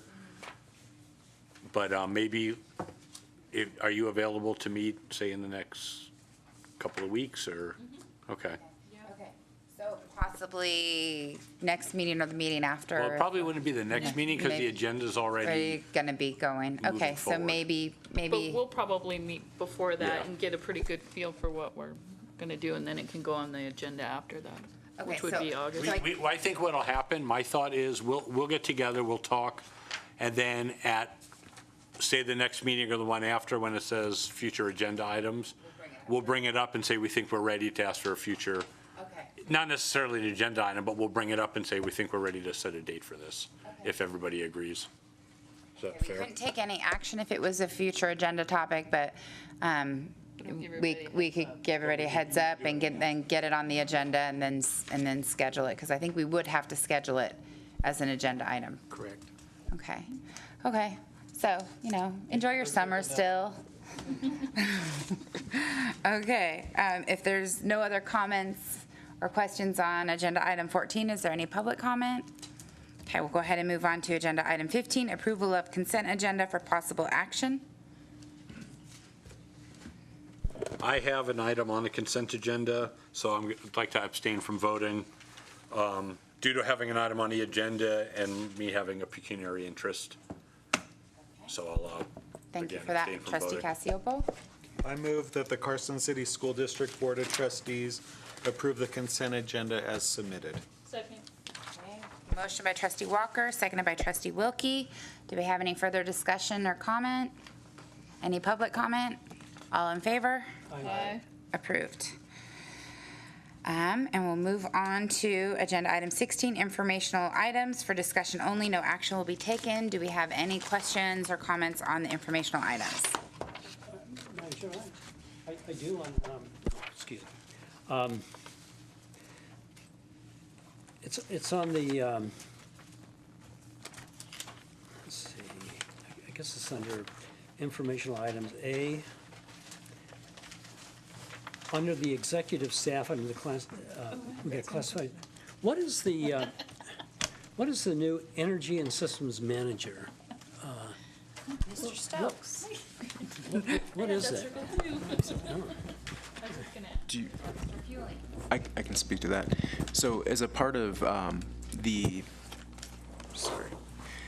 as a part of the energy services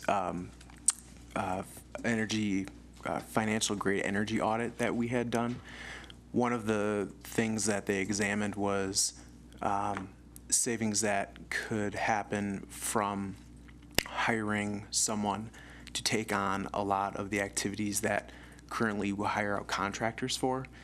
And by their estimates, within, and I forget the exact number within the savings, but they said that if you had someone that could do X, Y, and Z that we currently have 3 or 4 different contractors doing for us, changing HVAC filters, and doing numerous other things that I'm not all aware of, that it would actually be a cost savings to have someone on staff doing that for us rather than hiring out contractors to do those activities for us. So that was a part of the larger scheme, opportunities identified to generate savings within those projects. Does that answer your question? Did we get, related to that, I'm assuming you have it, is somebody given kind of a breakdown? Because I'm not sure what that really is across the board, and I think if we hire a new person to do that with salary and benefits, is there really a cost savings associated with that? There isn't, and they identified it over, they looked at it over like a 3-year time frame of bringing someone on board.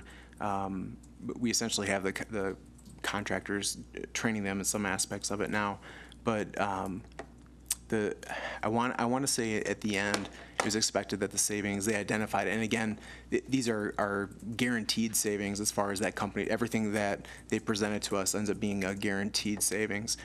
It was like $40,000 to $50,000 a year, looking at all the different contract costs wrapped up and what this one individual could do for us. Does that answer your question as well? Okay. Do we have any other questions on agenda item 16 or comments? Okay. We'll go ahead and move on to agenda item 17, requests for future agenda topics. Do we have any right now? No. Mike. I mean, we've talked about a couple times the group of teachers that were concerned about the way the district handles when there's sub shortages.